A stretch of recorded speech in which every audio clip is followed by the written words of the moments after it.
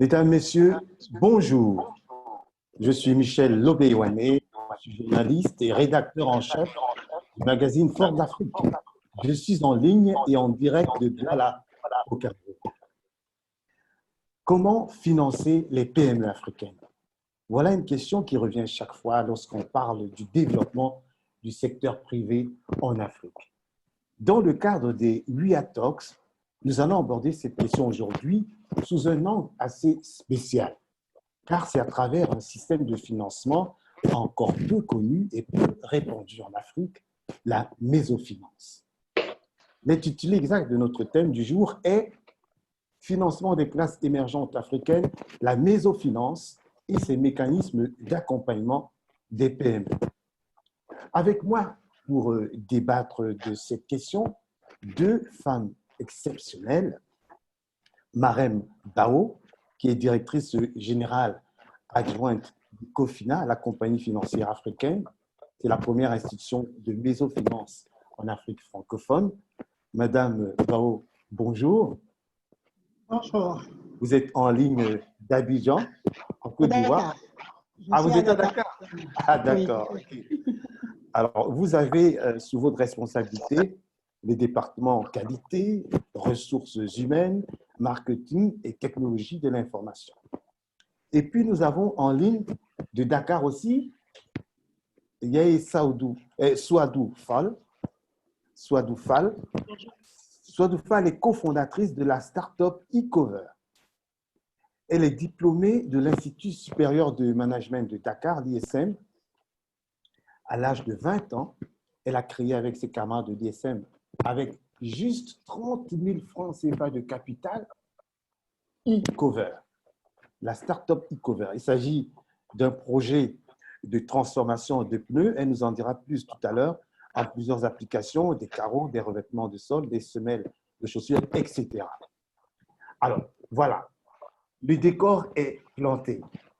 Et pour commencer, je me tourne vers vous, Souadou Fall. Vous êtes une jeune start-upeuse, comme je l'ai dit, et on s'en doute que vous avez dû affronter des problèmes de recherche de financement pour votre business. Aviez-vous déjà entendu parler de mésofinance lorsque vous êtes lancé dans votre projet? Alors, merci beaucoup de m'avoir, Michel, sur cet éminent plateau, je dirais. C'est un réel plaisir de le partager avec vous. Et donc, quand je venais tout juste de commencer avec mes amis à ma startup eCover, je ne savais pas du tout c'était quoi la mésofinance, quoique mes études à l'époque étaient portées sur de la gestion d'entreprise, où on apprend vraiment beaucoup de termes sur la finance et tout. Mais je dirais que même jusqu'à présent, c'est la première fois que j'en entends parler, et malgré le fait que c'est quelque chose qui existe, mais que pas très connu. Oui. Et est-ce que vous vous êtes, j'imagine, renseigné sur ce que c'est et qu'est-ce que vous pouvez en dire de la mésofinance? Alors, ce que j'ai compris selon mes recherches, c'est que la mésofinance, en fait, c'est un type de financement qui est destiné aux petites et moyennes entreprises. Sachant qu'on sait que la banque classique ne finance pas les startups, par exemple, ou des entreprises très petites, parce que le risque est trop élevé. Et donc, ce nouveau type de finance étant conscient du fait qu'il y a beaucoup de TPE et de PME dans le pays, vient pour s'adapter à la demande existante. Oui. Alors, Madame Bao, cela vous laisse un boulevard pour nous définir ce qu'est la mésofinance. Je reviens vers vous. Et bien sûr, ma première question, c'est c'est quoi la mésofinance? Elle est présentée souvent comme le chaînon manquant, c'est le terme que je revois un peu partout, et entre les microfinances qui s'adressent aux petites, aux fragiles entreprises et les banques classiques pour les entreprises plus solides. Alors, c'est quoi et quelle est la spécificité de la mésofinance? Tout à fait. Je pense que la définition que vous venez de donner est la bonne définition. La mésofinance se positionne dans ce qu'on appelle le missing middle, donc le chaînon manquant, entre la microfinance et la banque. Pourquoi avoir créé ce nouveau secteur-là, on va dire? Parce qu'on s'est rendu compte qu'en Afrique spécifiquement, on a à peu près 44 millions de PME. Ces PME reçoivent difficilement des financements et pourtant 80 à 95% finalement des entreprises en Afrique sont des TPE et des PME et ils emploient à peu près 45% en tout cas du secteur informel. Donc c'est important qu'on puisse avoir un secteur financier assez solide qui puisse les accompagner. En général, ces TPE-là, ces PME-là sont dans des institutions de microfinance, mais elles ont grandi, donc elles ne trouvent plus une réponse adéquate et leur structure assez informelle fait que les banques classiques, les banques commerciales ont un peu de difficulté à pouvoir les accompagner. Donc, nous, Cofina, on s'est positionné vraiment dans cette mésofinance-là pour pouvoir être assez proche de ces PME, de ces TPE, de pouvoir comprendre leurs besoins spécifiques et leur donner un accompagnement plus approprié, plus adéquat par rapport à leurs différents besoins. Alors, vous, Cofina, vous êtes une des premières institutions de mésofinance dans la zone, c'est-à-dire en Afrique de l'Ouest et même si on ajoute l'Afrique centrale. Mais comment aujourd'hui se présente ce secteur en Afrique? Parce que peu de gens connaissent effectivement c'est quoi la mésofinance, quelles sont les institutions de la place, où est-ce qu'on peut justement aller pour avoir un financement mésofinance. Alors, il existe plusieurs institutions maintenant qui font de la mésofinance. C'est vrai que Cofina a été pionnière dessus, mais actuellement, on a des banques, par exemple, qui ont créé des directions PME, donc qui s'adressent directement à ces PME-là. On a des institutions de microfinance qui ont su, on va dire, upgrader leur offre et qui se positionnent un peu aussi dans cette microfinance, dans cette mésofinance, parce qu'ils ont des moyens et en général, ils sont dans des groupes qui leur permettent d'accompagner ces institutions de PME et de TPE. Donc, au final, n'est plus, on va dire, seul dans ce secteur-là. Essentiellement, on trouve d'autres institutions de mésofinance, mais particulièrement, comme j'ai indiqué, les banques avec leur direction PME et certaines grosses institutions de microfinance. Alors, justement, l'un des problèmes récurrents, c'est que le financement des entreprises pour les PME est très difficile. Les PME se plaignent que les banques ne les financent pas ou très peu. Les conditions sont très rigides. Les banques, elles estiment qu'elles ne peuvent pas prendre le risque de s'engager parce qu'il n'y a pas d'historique, ce qui est souvent le cas pour les PME. Alors, comment vous, dans la mésofinance, vous faites pour évaluer le risque et prendre en compte ces risques? Il faut une proximité avec le client. C'est extrêmement important dans le domaine où nous sommes, où nous accompagnons beaucoup de clients qui sont dans le secteur informel, qui n'ont pas forcément des états financiers certifiés, etc., mais qui ont une activité réelle qui est en train de vivre.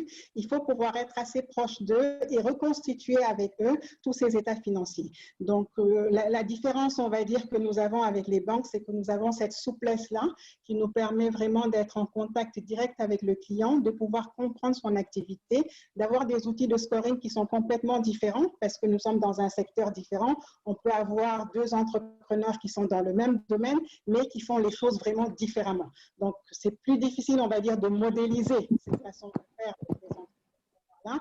Donc, l'approche, c'est vraiment une approche terrain, une approche de proximité, de pouvoir être en contact continu avec ces clients-là et de pouvoir les accompagner dans cette formalisation-là. Parce que c'est important aussi que ce client-là, qui est une petite TPE, qui a sa petite activité, puisse grandir et commencer à se formaliser pour pouvoir aussi accéder à des financements plus importants parce que ce sont nos multinationales de demain. Oui. Alors, Mme Fall, je reviens vers vous et je voudrais que vous nous racontiez un peu votre histoire, ou plus précisément celle de Ecover, votre start-up. Comment elle est née, quels sont les problèmes et les défis que vous avez eu à affronter. Alors, merci beaucoup, Michel. Donc, comme vous l'avez dit au départ, quand j'ai démarré ma startup Ecover avec mes cofondateurs, on était juste des étudiants à l'époque âgés de 20 ans.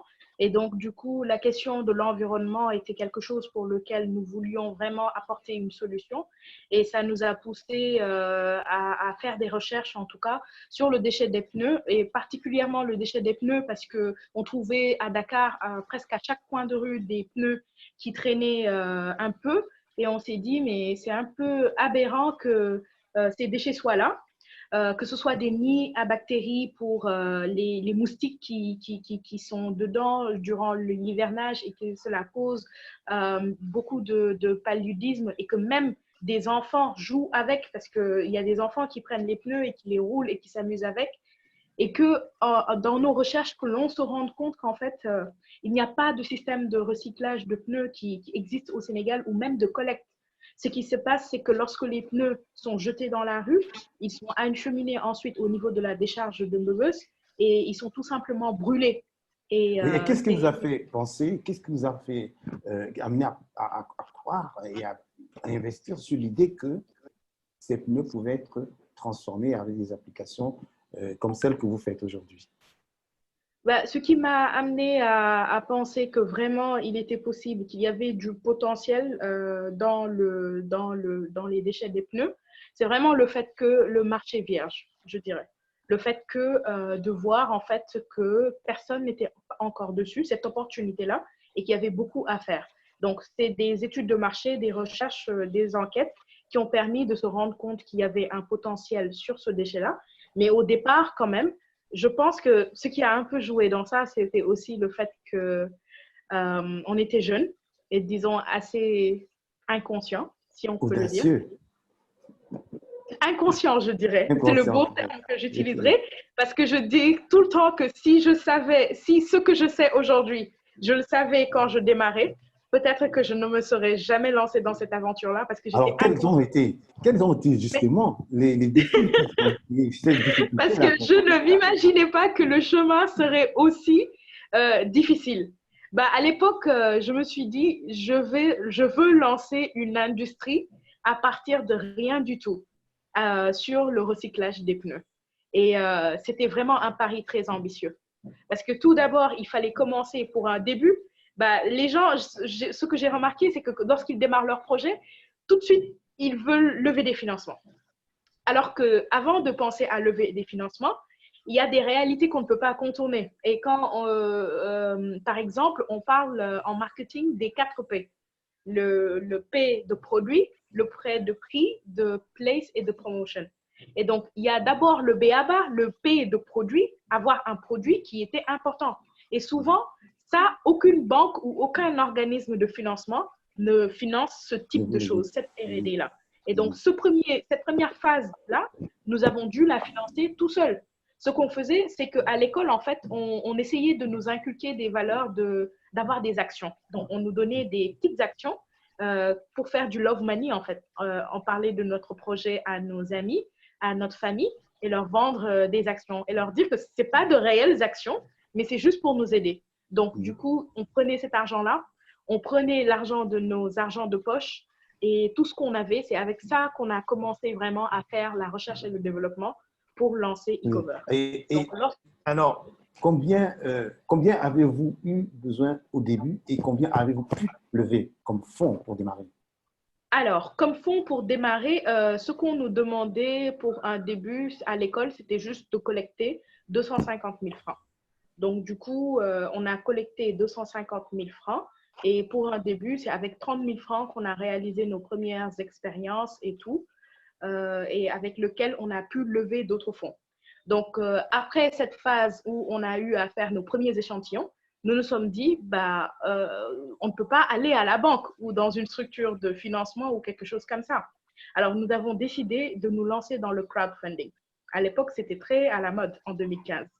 Donc, il y avait beaucoup de plateformes comme Ulule, comme Indiegogo. Et le principe était assez simple. En fait, il fallait tout juste, étant donné que nous, on avait un projet qui avait un impact environnemental et social, il fallait tout juste, en fait, bien le documenter sur une page et ensuite communiquer dessus, demander aux gens d'envoyer, de nous aider avec de petits montants. Et après, il fallait leur donner de petits cadeaux derrière pour compenser. Maintenant, je dirais qu'on ne s'était pas assez bien préparé et c'était un échec. C'était un échec et mais durant cette campagne, nous avons eu à organiser des activités en vendant des crêpes, en organisant des dîners de gala, en faisant des événements afin de pouvoir lever des fonds. Donc, c'est comme ça que nous sommes parvenus à nous faire connaître, à développer de la notoriété. Et c'est cette notoriété-là qui nous a donné le courage de commencer à postuler à des compétitions. Donc, Nous avons postulé à pas mal de compétitions et c'est seulement, on a commencé en 2015, c'est en 2016 que nous avons remporté notre première compétition qui nous a permis d'avoir 15 000 $. Et donc, voilà, alors maintenant, je vais revenir un peu vers vous, Madame Bao, pour qu'on comprenne comment vous fonctionnez et quels sont les types de financement, de crédit que vous apportez. Pour commencer, quel est le minimum, Madame Bao, que vous prêtez et quel est le maximum que vous prêtez, enfin, dans les mesures de la mésofinance? Alors, pour répondre à votre dernière question, nous prêtons de 100 000 francs CFA. On peut aller jusqu'à 500 millions, même voire plus, parce que nos fonds propres nous le permettent. C'est la réglementation, en fait, qui définit le plafond. Mais peut-être pour revenir un petit peu à ce qu'elles viennent de présenter, c'est un chemin classique, on va dire, d'un entrepreneur. Nous-mêmes, Cofina, quand nous avons démarré, on a créé Cofina en 2013, on a démarré avec du Love Money. C'est ce Love Money-là qui nous a permis de créer l'institution et de démarrer les activités et de prouver qu'il y avait bien un marché pour la mésofinance. Une fois qu'on a prouvé qu'il y avait bien ce marché-là pour la mésofinance, c'est là où on a pu après lever des capitaux auprès de banques de la place, d'institutions financières pour pouvoir accompagner notre développement. Et ensuite, dans une troisième phase, on a fait rentrer un fonds d'investissement, Méditerranéen Capital, dans nos livres. Donc, ce que Swad vient d'expliquer, il faut que l'entrepreneur puisse comprendre que quand j'ai un projet, je dois être le premier à participer à ce projet-là. Comment j'y participe? Comme elle a dit, par mon argent de poche, j'y participe par les gens qui croient en moi, ma famille, ma proximité, mes amis, de manière à pouvoir prouver que mon activité peut marcher. C'est une fois qu'on l'a prouvé qu'on peut se tourner maintenant vers une institution financière qui va accompagner pour pouvoir développer son activité. Mais il faut dire que la mésofinance, comme la banque, n'a pas vocation à faire démarrer des activités. Ça, c'est vraiment du love money, du crowdfunding qui permet de le faire. Une fois qu'on a prouvé que notre activité marche, après, c'est de rentrer dans une institution genre Cofina, où je dirais c'est plus une relation de confiance. Il faut qu'on ait confiance, en l'entrepreneur lui-même, et deux, en l'activité qu'il est en train de développer, qu'on va essayer de comprendre avec lui et de voir quel est le financement maintenant approprié. Est-ce que c'est des besoins en fonds de roulement? Est-ce que c'est des besoins en investissement, etc. Oui. Il faut accompagner maintenant dans sa démarche et augmenter son activité. Alors justement, vous avez cité quelques types d'apports et de crédits que vous accordez. Justement, quels sont-ils et en quoi ils se distinguent peut-être des autres institutions, que tu sois du micro-crédit ou de la banque classique? Alors, ce qu'on a l'habitude de dire, c'est que chez Cofina, finalement, on n'a pas un catalogue produit.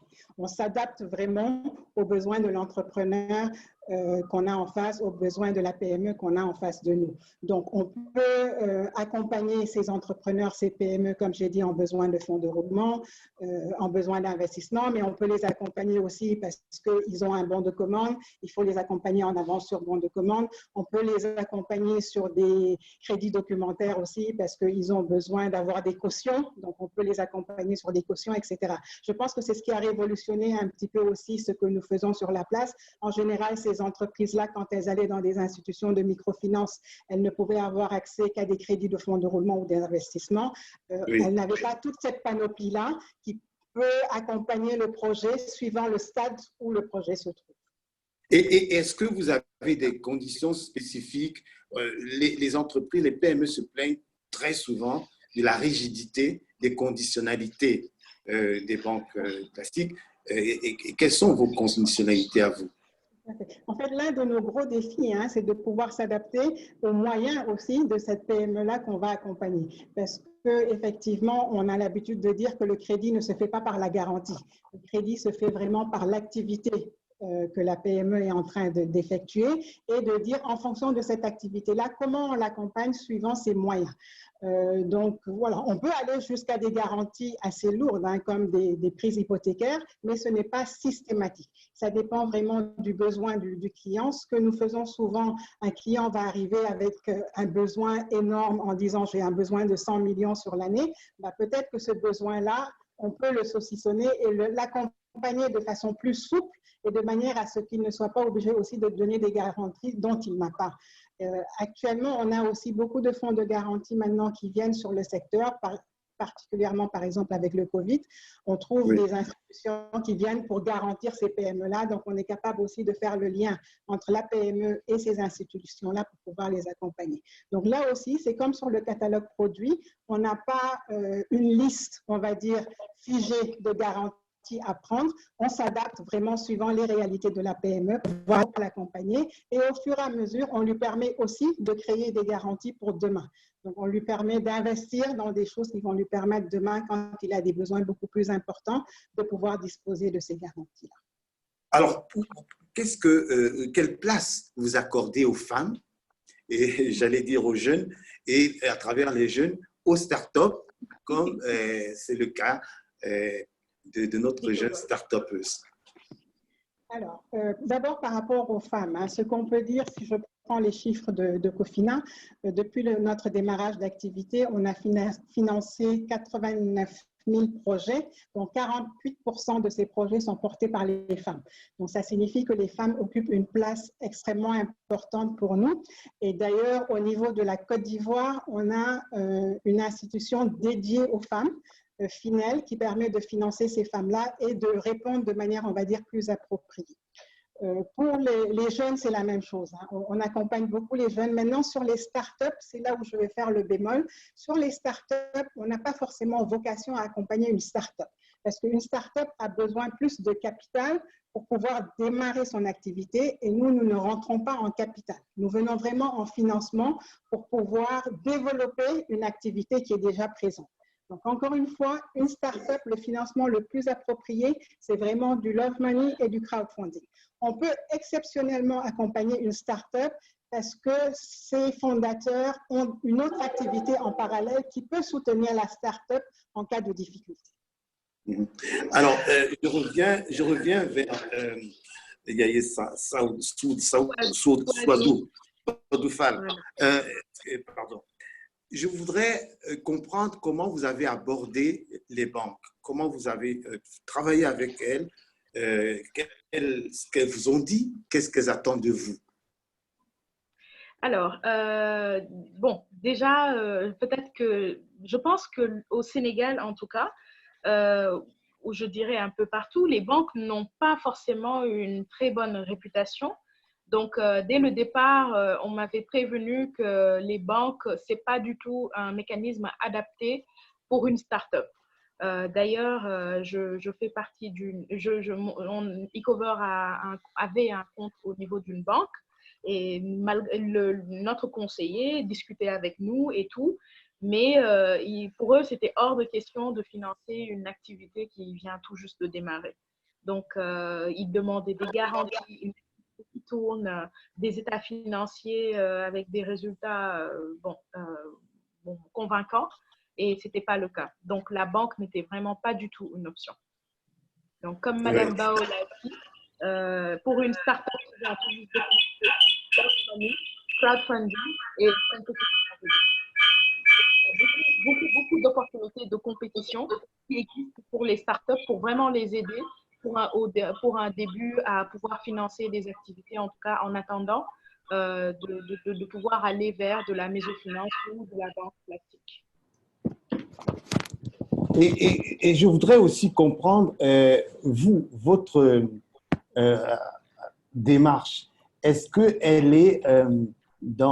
vous avez eu à être accompagné, notamment pour des approches marketing, pour, je ne sais pas moi, je ne parle pas du business.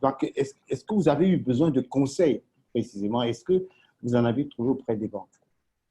Alors, auprès des banques, je dirais que, à part notre conseiller et peut-être la chef d'agence qui vraiment s'intéressait et qui donnait un peu des conseils un peu pour, disons, nous pousser, mais pas pour donner de l'argent, mais pour nous réorienter, je dirais.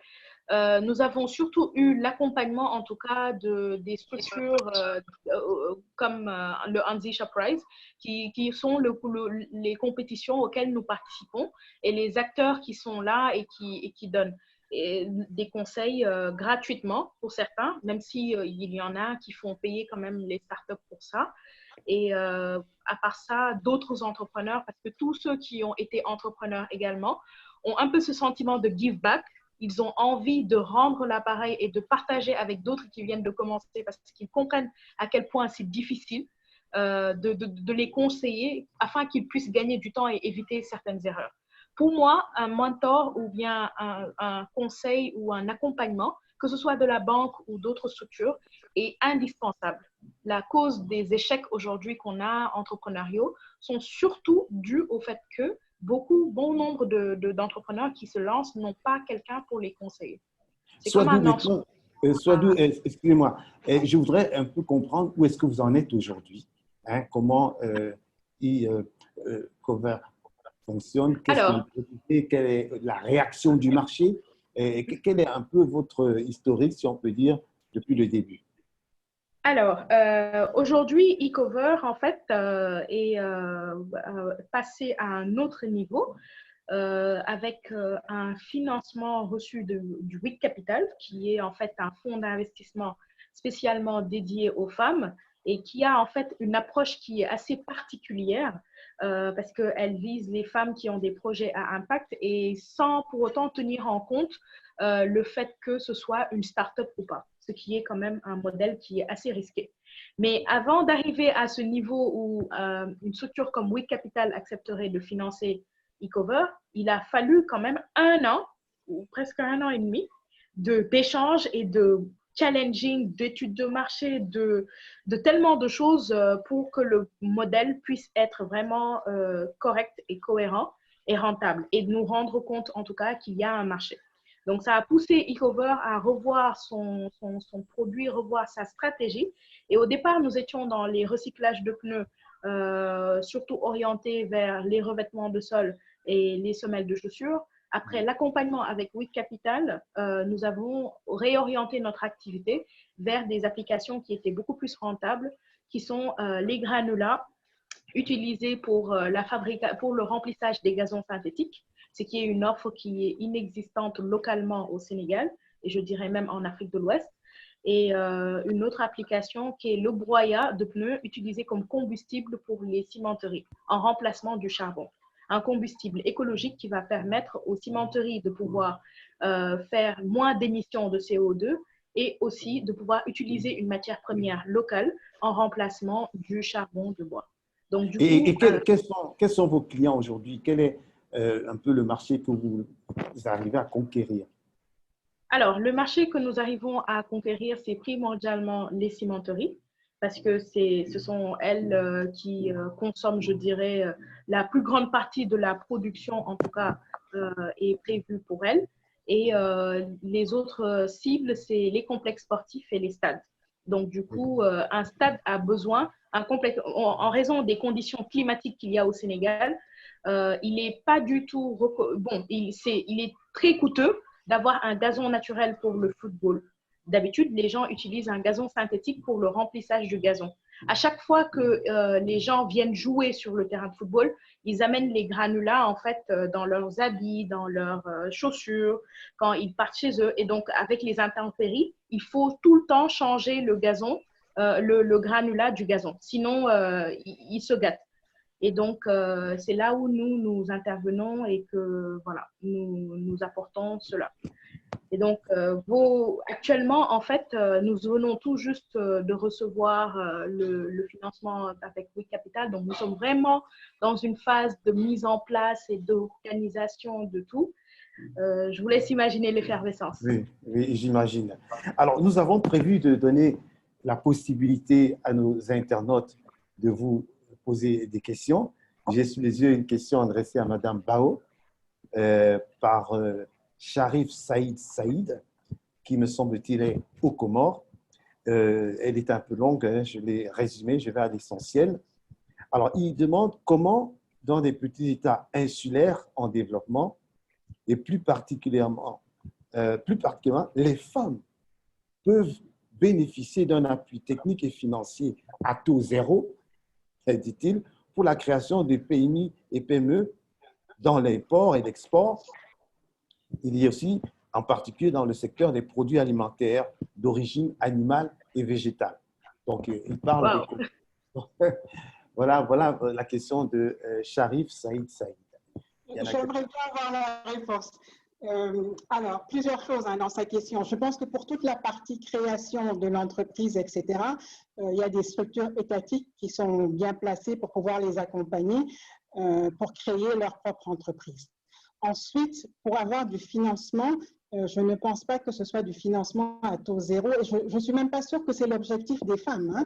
Je pense que leur objectif, c'est d'avoir un financement qui va leur permettre de toute façon de développer leur activité. Donc, quand elles sont en démarrage d'activité, ce qu'il faut essentiellement, c'est pouvoir trouver du capital. Donc, c'est de se tourner vers des institutions qui sont prêtes à prendre des risques en capital et pouvoir rentrer donc dans leur capital et les accompagner pour démarrer leur activité. Une fois que cette activité-là a démarré et a commencé à faire ses preuves, là, elles peuvent se tourner vers des institutions comme des institutions de microfinance qui va leur permettre d'accroître, on va dire, leur activité. Mais je ne suis pas convaincue que donner des crédits à taux zéro, c'est rendre service à ces femmes-là. Alors, une autre question avec un petit compliment pour Swadou. Alors, félicitations, je n'ai pas vu le nom de l'internaute, mais vous reconnaîtrez peut-être. Félicitations, Swadou, pour vos accomplissements. Ici, à Anzicha, nous vous considérons comme un exemple et une élite africaine. Alors, la question, c'est j'aimerais bien savoir, d'après ton expérience, quelle est la stratégie pratique pour sécuriser le mésofinancement? Alors, je dirais que par rapport à l'éclaircissement que Mme Bao a apporté à la définition de mésofinancement, je dirais que ce qu'il faut pour sécuriser, en tout cas, sa stratégie pour aller vers un mésofinancement, ce serait de maîtriser son marché et de négocier de très bons termes de paiement. Parce que ce qui pousse les entrepreneurs à aller vers la mésofinance, c'est en fait un besoin de cash, un besoin de fonds de roulement. Et donc, aujourd'hui, si un entrepreneur va prétendre aller vers de grands marchés, on sait tous qu'il y a ce fameux crédit fournisseur qui permet de vendre plus vite et qui permet également de pouvoir garder une fidélité avec les clients. Et souvent, ça fait très mal à l'entrepreneur parce que du coup, c'est de la trésorerie qu'il n'a pas. Et c'est là où ce serait vraiment bien d'avoir de la mésofinance pour financer l'activité en attendant que le client puisse payer. Et donc, pour pouvoir être sûr qu'on a toujours cette rentrée d'argent-là et aller vers la mésofinance et payer la banque, il faut s'assurer qu'on maîtrise très bien son marché, qu'on est en mesure de pouvoir rembourser et qu'on a bien négocié de bons termes de paiement pour que le remboursement ne soit pas trop long et qu'il y ait trop d'intérêt, quoique ça fait plaisir à Mme Bao quand même. Oui, alors justement, comme par hasard, la question suivante d'un internaute, c'est à Mme Bao, et il demande, cet internaute, pourquoi ne pas financer une start-up alors que certaines start-up ont des potentiels à évoluer, même plus que les entreprises déjà en place. Mais aussi, est-ce que vous vous investissez à apporter votre expertise? Alors, peut-être juste avant de répondre à cette question, je vais compléter ce que Swadou a dit tout à l'heure. Effectivement, c'est important que l'institution de mésofinance puisse être proche de vous et comprendre votre activité et bien vous accompagner. Dans ce que vous étiez en train de décrire tout à l'heure, typiquement, vous avez deux types de crédits qu'il faut faire. Il faut d'abord faire l'avance sur bon de commande, de manière à ce que vous puissiez livrer rapidement à votre fournisseur. Et une fois que vous avez livré, une avance sur facture, parce que votre fournisseur va vous payer 45 jours, 60 jours, 90 jours plus tard. Entre-temps, vous avez besoin de votre cash. Bon. Une fois que l'institution est assez proche et comprend votre méthode de fonctionner, elle peut vous faire ces différents types de crédits-là, de manière à ce que cela ne dure pas trop longtemps. L'idée pour nous, ce n'est pas que de faire des intérêts. L'idée pour nous, c'est aussi de pouvoir accompagner cette PME-là, parce que plus elle grandit, mieux c'est pour nous. Elle va demander après des fonds plus importants. Pour revenir un peu sur la start-up, alors je vais vous donner un exemple bien précis de ce qu'on a fait au niveau du Sénégal. On a une start-up qui nous a demandé un accompagnement à un moment donné, et on lui a dit, malheureusement, on ne peut pas vous accompagner en date d'aujourd'hui parce que vous n'avez pas encore prouvé que votre activité est viable. Donc, on peut par contre vous accompagner sur du non financier de manière à vous aider à structurer votre projet. La start-up a très bien compris ça, elle a structuré son projet et 4 mois plus tard, on a pu lui faire un premier financement de 3 millions de fonds de roulement et ça lui a permis de commencer à développer ses activités. Et ensuite, elle a pu bénéficier d'un prêt de 29 millions. Donc, c'est pour vous dire qu'on ne dit pas qu'on rejette systématiquement les startups, mais on dit qu'on va intervenir à une phase où la startup a déjà prouvé que son activité est viable. Parce que souvent, il faut reconnaître aussi qu'on a plus des aventuriers que des entrepreneurs, des gens qui viennent avec une idée, qui ont une idée tellement grosse en plus que les besoins sont énormes, mais on n'a jamais prouvé que cette idée-là peut marcher et ces gens-là ne sont même pas prêts à mettre leur bille dedans eux-mêmes pour prouver que ça marche. C'est pour ça qu'on dit que non, il faut que la start-up puisse elle-même déjà avoir un peu de love money, avoir des gens qui ont confiance en elle et qui se disent oui, ça peut marcher. Et une fois qu'on a prouvé au moins un pilote, là, on puisse venir en investissement. Oui, alors j'ai eu, c'était une question de Patrice Mirindi qui est de Anzisha. Alors, je voudrais poser une question un peu provocatrice, Madame Barraud. Lorsqu'on vous écoute et lorsque vous développez, on a du mal à voir véritablement la distinction, la spécificité de la mésofinance. D'autant plus que, y compris dans les montants, vous êtes patronne de certaines institutions et peut-être serait bien important de préciser vraiment sur quoi, au-delà des produits, des types de crédits, etc., la mésofinance se distingue des autres. Alors, la différence, c'est vraiment sur l'accompagnement du client. Encore une fois, au niveau de la mésofinance, on accompagne spécifiquement chaque client suivant ses différents besoins. Nous ne sommes pas là pour dire, voici un catalogue produit, soit ça vous convient, soit ça ne vous convient pas. Non, au contraire. Au niveau de Cofina, ce que nous faisons, c'est vraiment de comprendre le client. Donc, on se rend sur le terrain et c'est ça la grande différence. On n'a pas une industrie qui va nous dire, voilà, dans le domaine de l'automobile, ça fonctionne comme ça, dans le domaine de la pêche, ça fonctionne comme ça. Non, parce que même deux entrepreneurs dans le domaine de la pêche peuvent avoir des besoins différents. Donc, vraiment, notre spécificité, c'est cette proximité-là avec le client, la compréhension de son activité et de savoir comment nous l'accompagnons. Et cet accompagnement-là, encore une fois, n'est pas seulement qu'un accompagnement financier. Il va au-delà de l'accompagnement financier. On est beaucoup en mode conseil, on est beaucoup en mode mise en relation avec d'autres pour permettre à l'entrepreneur de développer son activité. Donc, l'idée de la mésofinance, c'est vraiment de pouvoir préparer notre classe émergente de demain, de pouvoir les amener d'un stade où ils démarrent une activité, où ils sont une petite industrie, à être une multinationale africaine demain. Oui, et je voudrais aussi savoir, dans votre expérience d'accompagnement des entreprises, quels sont est-ce que vous avez peut-être, on peut dire, des types de business qui marchent mieux que d'autres, des approches qui marchent, mais ça peut aussi justement aider peut-être à modéliser l'approche et à avoir ça comme type de conseil pour ceux qui viennent vers vous. Alors, je ne dirais pas des types d'activités, hein, je dirais plutôt des ressources humaines. C'est ça qui fait toute la différence. On voit bien que les entreprises qu'on arrive à accompagner correctement et qui arrivent à grandir très vite sont forcément dirigées par des gens qui ont une vision, qui ont une envie et qui ont une résilience. Parce qu'il ne faut pas se leurrer, entreprendre en Afrique, ce n'est jamais facile.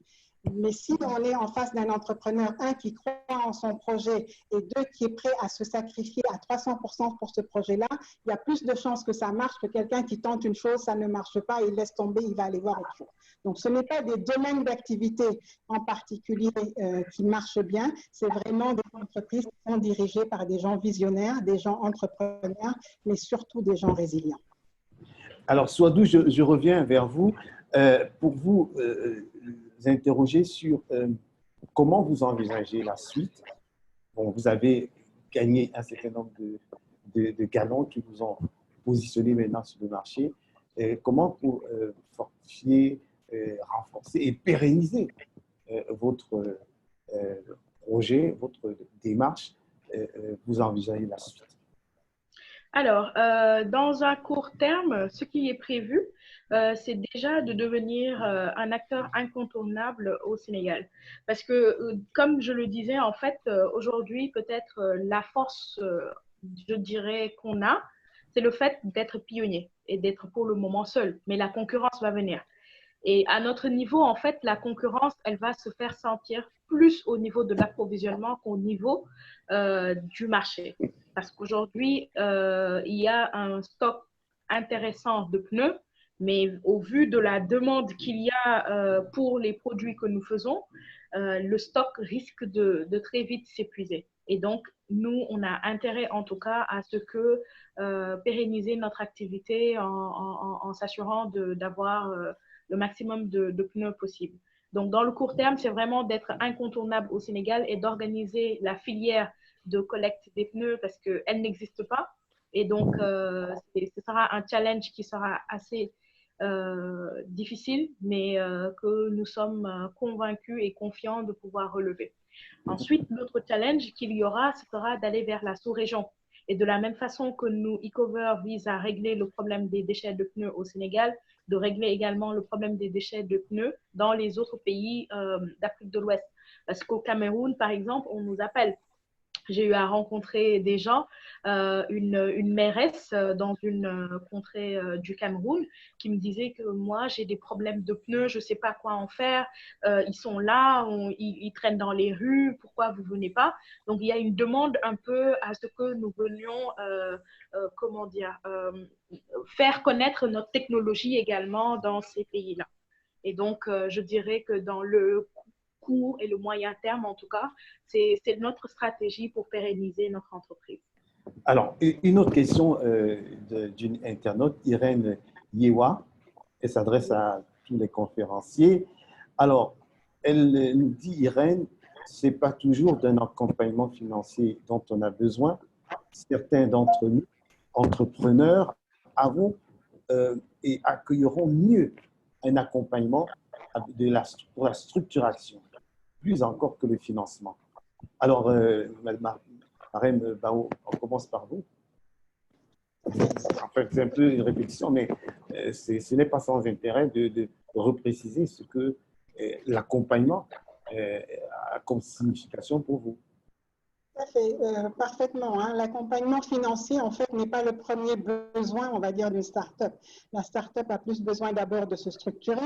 Elle a besoin qu'on l'accompagne en termes de gestion, qu'on l'accompagne de mise en relation avec des partenaires possibles, etc. Au sein de Cofina, je vous ai dit qu'effectivement, on ne finance pas a priori, en tout cas des startups. Par contre, ce qu'on a mis en place, c'est Cofina Startup House qui permet d'accompagner ces startups-là dans les autres domaines que le financement, avec l'accompagnement de cabinets comptables, l'accompagnement de juristes, etc. C'est le réel besoin de ces startups-là, de mieux se structurer, de mieux pouvoir démarrer leur activité. Alors, est-ce que dans cette activité de conseil, c'est des surcoûts, c'est des frais supplémentaires pour votre client? Oui, forcément, hein, ce sont des frais. Maintenant, ces frais-là, c'est qui les absorbe? C'est ça le plus important. C'est pour ça, encore une fois, qu'on a créé Cofina Startup House avec des gens qui se donnent bénévolement. Hein, nous-mêmes, en tant qu'employés de Cofina, nous apportons notre expertise bénévolement à ces startups-là et nous avons trouvé des partenaires qui nous accompagnent aussi dans ce sens-là, comme je vous ai dit, des cabinets comptables, des juristes, etc., qui viennent accompagner de manière tout à fait bénévole ces startups-là pour pouvoir les accompagner. Après, ce n'est pas suffisant, on va dire, à l'échelle des besoins hein, du continent. Nous, on accompagne par des cohortes de 10 startups. Entre-temps, il y en a encore 100 derrière qui attendent. Donc, nécessairement, il faut plus de structures capables d'accompagner ces startups. Alors, peut-être on arrive vers la fin de cet échange, mais j'ai une question assez générale. C'est que, comme je l'ai dit en introduisant, la mésofinance n'est pas encore suffisamment connue et répandue. Comment faire pour que ce système-là de financement qui a plus de proximité, qui est plus adapté aux PME, se développe un peu plus? Donc, nos PME en ont besoin.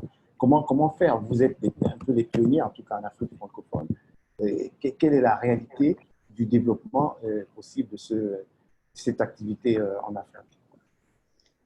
Pour moi, c'est vraiment une activité qui va aider à développer nos économies. Je vous ai donné les statistiques en termes de PME au début de nos échanges. Cela prouve qu'il y a un réel besoin pour ces PME-là en matière de financement. Donc, il faut qu'on puisse avoir des institutions de mésofinance assez solides pour pouvoir accompagner ces PME-là. Parce que ce n'est pas non plus très facile, on va dire, de mettre en place des institutions comme ça. Les besoins en fonds propres sont extrêmement importants. À chaque fois que nous donnons un nouveau crédit ou à chaque fois même que nous collectons de l'épargne, nous avons besoin de renforcer nos fonds propres dus à la réglementation. Donc, il faut pouvoir trouver des acteurs, des investisseurs qui sont prêts à mettre leurs fonds pour pouvoir développer ces activités-là. Mais je pense que de toute façon, c'est nos clients qui vont parler pour nous. C'est ces clients-là à qui on va... Ces clients-là qu'on va pouvoir accompagner pour que, comme je dis, ils deviennent des multinationales demain, qui, eux, vont pouvoir prouver que leur activité est en train de prospérer grâce à l'accompagnement que les institutions de mésofinance leur donnent. Et c'est ça qui va attirer, on va dire, plus d'investisseurs au niveau de ce secteur-là. Oui, alors, nous arrivons au terme de ce webinaire. Je voudrais vous proposer donc de passer un message qui me semble important. Et nous allons commencer par vous, Swadou, un message, j'imagine, à la jeunesse entreprenante et peut-être aux femmes, aux jeunes femmes entreprenantes en Afrique. Alors, ce que j'ai à dire aux jeunes femmes entreprenantes, c'est toujours d'être audacieuse. Parce que quand une femme se décide à se lancer dans l'entrepreneuriat, elle a tellement d'obstacles. Et même moi-même, tous les jours, j'ai tellement d'obstacles du fait d'être une femme. Mais à un moment donné, on arrive à un niveau où ce n'est pas qu'on doit changer et se dire on est un homme. On doit tout simplement arrêter de penser qu'on est une femme, en fait. Et on doit tout juste se dire, on le fait et ne plus considérer la question du genre. On fait ce qu'on a à faire et on arrête de se dire, parce que je suis une femme, je ne peux pas faire ça, parce que je veux. Non, on se dit, on est un entrepreneur et on le fait. C'est tout. Et donc, je me dis qu'en fait, que mes jeunes consoeurs ont peur parce qu'elles se disent que non, est-ce que je vais y arriver? Est-ce que par rapport à la vie sociale et tout, allez-y, mes chers. Bah, si j'ai pu le faire, j'ai rien de plus que vous. Je ne suis pas plus intelligente, je ne suis pas plus travailleuse que vous. Osez le faire et surtout rapprochez-vous de gens qui peut-être s'y sont déjà arrivés afin qu'ils puissent vous aider. En tout cas, moi, je suis à la disposition de tous ceux qui aimeraient être conseillés ou aidés à mettre en place leur entreprise. Merci, Swadou. Vous avez un message de félicitations d'Evelyne Dio, qui vient d'envoyer un message. Et donc, voilà. Alors, Madame Bao, et à vous, quel message de conclusion? Le même message d'encouragement. Je pense que les femmes ont prouvé par le passé leur capacité et surtout leur résilience. Donc, moi, je demeure convaincue qu'elles ont leur place à jouer. Tout se passe dans nos têtes, à nous femmes d'abord. Une fois qu'on est convaincu qu'on peut le faire, on peut le faire. C'est aussi simple que ça. Et je dis surtout aussi un message à nos PME d'aujourd'hui pour dire que ce sont les futures multinationales africaines. Il faut avoir ces ambitions-là. Il ne faut pas se limiter à faire sa petite activité dans son coin. Non, l'ambition, c'est vraiment de développer nos multinationales africaines. Et je pense que cette pandémie du Covid, justement, est une opportunité pour nous de pouvoir développer, en tout cas, nos entreprises locales. Oui, alors, j'ai une question, une dernière question, et ce n'est pas de n'importe qui, Aude de Thuin, la présidente de WIA, qui vous pose cette question. Est-ce que la crise provoquée par le Covid-19 a changé le marché depuis 3 mois? Tout à fait. Le marché a changé, on le voit forcément. On a vécu plusieurs phases déjà. Je pense qu'on a vécu la phase de peur, de crainte, quand le Covid est arrivé, tout le monde s'est recroquevillé un petit peu. On est sorti de cette phase de crise et de crainte et on est maintenant dans la phase où tout le monde se dit il faut de toute façon pouvoir continuer à vivre. Et donc, oui, le Covid a des impacts économiques hein, qu'on ne peut pas nier, mais il y a des opportunités aussi que le Covid est en train de montrer. À nous de savoir saisir ces opportunités-là. Ouais. Alors, nous arrivons au terme de ce webinaire des WIA Talks pour lequel nous avions deux femmes fort intéressantes, vous avez vu, de deux générations. Marraine Bao, directrice générale adjointe de Cofina, la compagnie financière africaine, et Yaye Souaboufal, qui est cofondatrice de la start-up eCover à Dakar. Merci à toutes les deux.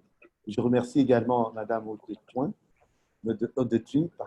la présidente de Women in Africa, qui a bien voulu me proposer de modérer ce panel. Merci également à Geoffrey Chapuis, qui m'a aidé à préparer ce programme. Merci enfin à tous les internautes, en particulier ceux qui ont posé des questions et tous ceux qui se sont joints à nous pour cet échange enrichissant. Prenez soin de vous en ces temps de Covid-19 et merci encore à tous. Merci à vous. Merci à vous, Michel, pour avoir si bien animé. Ça a été un plaisir de participer à ce panel. C'était un super merci plaisir. Merci au WIA et bravo au WIA.